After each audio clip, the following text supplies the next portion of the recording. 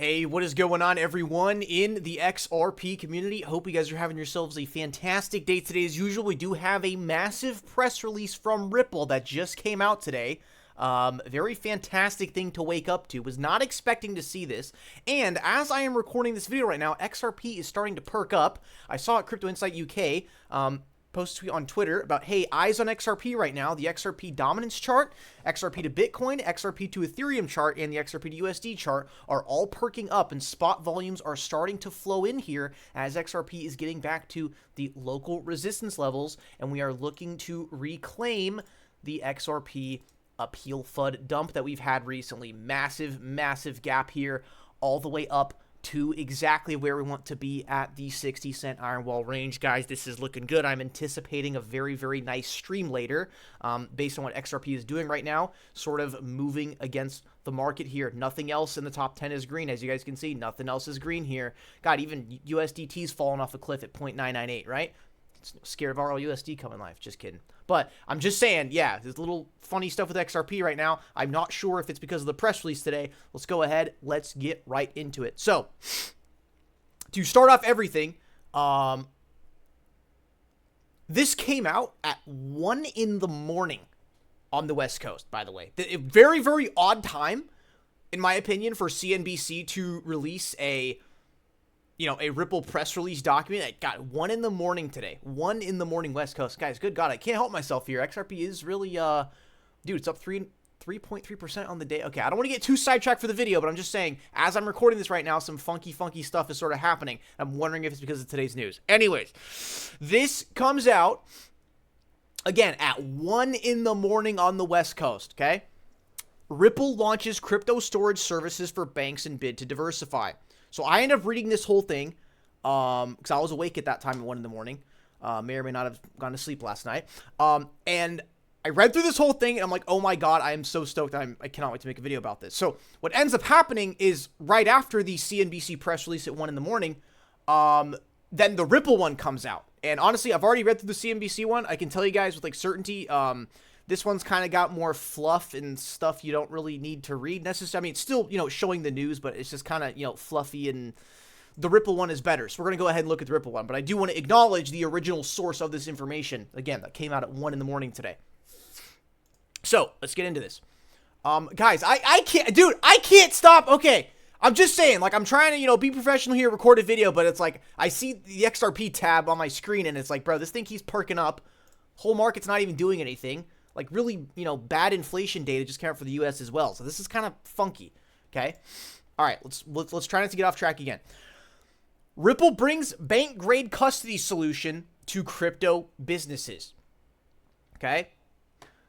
Today, Ripple, the leading provider of digital asset infrastructure, announced the launch of new features and functionality to Ripple Custody. As we know, this has been a long time thing that's been in the cards for Ripple, has been the institutional custody. See, this is one criticism I have of the CNBC article from Ryan Brown saying Ripple launches crypto storage services for banks in bid to diversify. Buddy, Ryan, you're going to be a CNBC contributor. You better know your shit, dude. Ripple, back in 2018, they were already like announcing the intention that they were going to get into the custody game. This is not like the idea of Ripple launching custody and, offering this to institutions, bro. They announced the intentions for this in like 2018. I think just last year there was the Medico acquisition, which was a crypto custody. Like, it was very, very obvious Ripple has been pursuing this for a very, very long time. So again, do not appreciate that by the CNBC contributor. In bid to diversify. Buddy, it's been in the cards for longer than you've been a contributor on CNBC. Okay? So, bringing the benefits of its market-leading bank-grade custody technology to fintechs and crypto natives.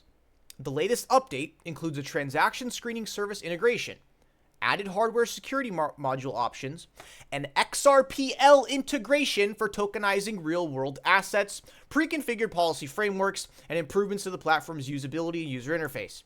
I had trolls this morning under my tweets going, oh, it's nothing to do with XRP, and I'm like, if you're going to come in the comments on my Twitter and hate of the article I'm tweeting out, which is an actual press release from Ripple, you're not even going to read through it. You're just going to automatically assume. I had like 3 comments like that coming, like, oh, nothing to do with XRP. And I'm like, did you even fucking read the article, bud? What are you doing? Right? XRPL integration for tokenizing real-world assets, okay?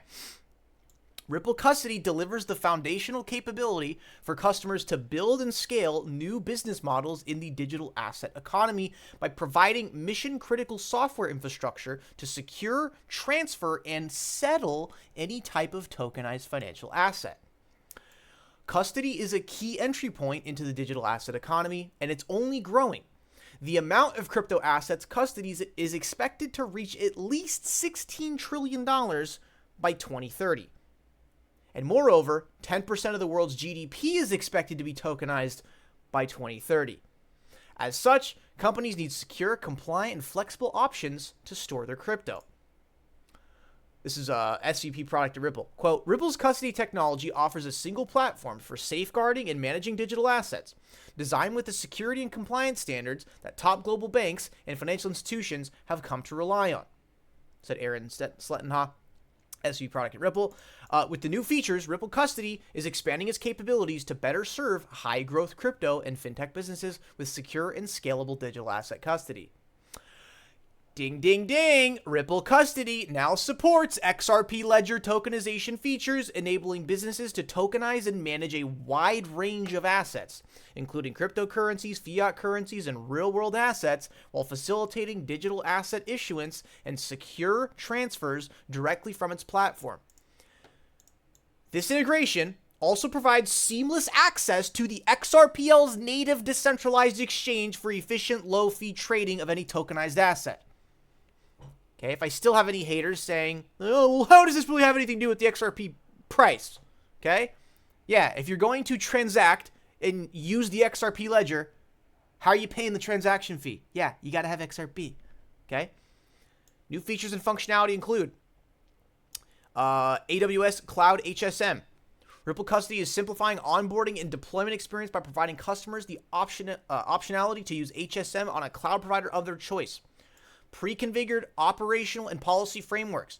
Deploy pre-configured Ripple Custody operational and policy frameworks with added features to simplify selecting, deploying, maintaining, and using the Ripple Custody platform. God, this is like all the stuff I was making videos on back in 2018 with the Ripple Poly sign, like they were going to get into the custody. Fellas, it's coming to light. You know, it's taken way longer than we wanted to, but it's happening, right? We're on the road. We're on the path. Know what we hold here. XRPL integration allows for the integration of fungible XRPL tokens, creating new opportunities for asset digital representation. Okay, that kind of screwed me up there. Asset digital, it's always digital asset. Okay, so for asset digital representation and unlocking liquidity, with support for the native decentralized exchange on the XRP ledger, companies can seamlessly trade assets with minimal fees. Ooh, but how are they going to pay those fees? Yeah, XRP. That's how they're going to pay it. All right? You're going to use the XRPL, you're going to pay the XRP tax. You got to own some of it to use it, right? Compliance integrations. New integration with Elliptic for transaction screening services to help customers monitor transactions in real time, better assess risks, and make decisions based on defined risk policies to meet regulatory requirements and build trust. Ripple will support additional compliance services in the future. Improve UI and usability, offering an updated and more intuitive UI to improve usability. Integrations with external identity providers allow users to log in via their preferred OAuth or OIDC-based systems, providing greater flexibility and convenience for enterprise customers. This is kind of to get to the end of the press release here, but there's still some time to go. Ripple Custody is seeing continued momentum with 250% year-over-year new customer growth.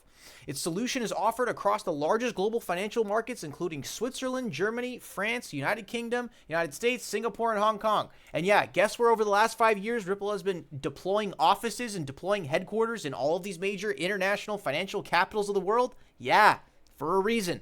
We knew that one.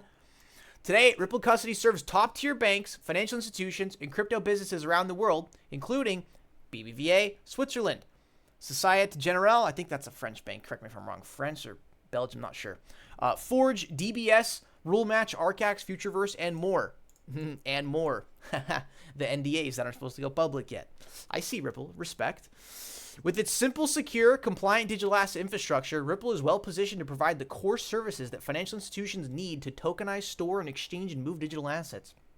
Ripple serves customers in over 55 countries on 6 continents. With payout capabilities in 80-plus markets, it has over a decade of experience in regulated business in the digital asset space, and holds 55-plus regulatory licenses and registrations in various jurisdictions, except with the SEC. New compliance integrations will be available in December 2024 to select customers, with general availability in early 2025. Pre-configured policies will be available early next year. So this isn't talking like, oh, the platform's not going to go live until 2025. It's just like the specific compliance integrations and pre-configured policies. That stuff is, down the road. But fellas, yeah, big stuff. All right, big stuff. I was not expecting this today. All right, I'm a happy camper today to actually be seeing this, because this is, we're seeing. Yeah, they're going forward with this. They're really going forward with this, right? And then a quick update. Yes. Oh, dude, imagine if I actually fired up a stream. Oh my God, maybe my videos are actually cursing the XRP price too. It's like not only when I stream it brings the price of XRP down, but also actively recording a video does it as well. I don't know, man. A little funky activity too with XRP. All right, so final little thing today. Tony Edward, he says, I will be attending the Ripple Swell conference next week and will be interviewing Brad Garlinghouse. I will ask him about this new service. What questions would you like me to ask? Okay. Now, here's the thing, okay? Swell conference is next week. We're about at the end of this week right now.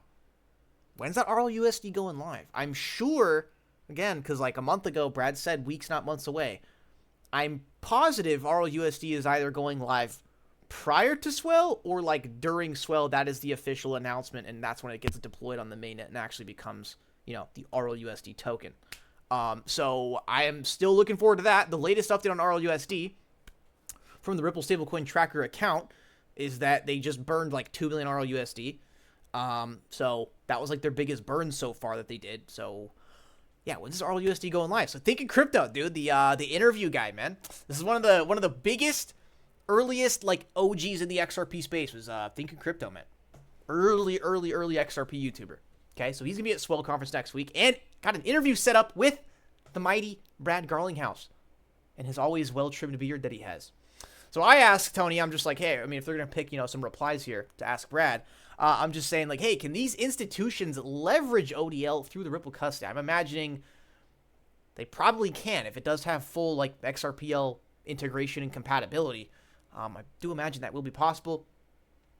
But yeah, fellas, that is it for the video today. Good God, my video cursed the XRP price, man. So yeah, so with the charts here, I've kind of been championing this idea just ever since the month of October began, that we are going to be getting the appeal FUD recovery move, just because we got gaps, just massive gap. The market's going to fill it. They're going to grab the liquidity, but we need to kind of break out of this structure right here, which in my opinion is very akin and similar to this structure back here, which was XRP, liquidation event, and then it builds this, higher low, sharp kind of fight back trend, and then it has a big boom, and then rockets all the way right back up. So I'm feeling that's going to go for a little repeat here, and we get XRP kind of breaking out. So on, as I'm recording the video, this thing was trying to push for a breakout. Maybe it was a little too quick. Maybe it's got to take a little more time, do a couple 4-hour candles up to that level to give, the market the confidence that it will do it and encourage those buyers to start pouring in. But, dude, every trader's got to be looking at this massive, just this massive gap right here. It's going to get filled, dude. It's when it runs for it, it's going to be very, very quick. And we get right back to the prices where it's even before when the appeal happened. So anyways, guys, that is it for the video today. Do smash the like, subscribe down below. Let me know what you guys think. Do enjoy reading your guys' comments. I know since I have been demonetized and not posting videos as often, what was funny is I didn't post a video for so long that even the scam bots have forgotten about me, which is actually kind of nice, and I can actually scroll through and read your guys' comments and interact with you guys down there. So appreciate you guys tuning in. I'll see you guys in the next one. Peace.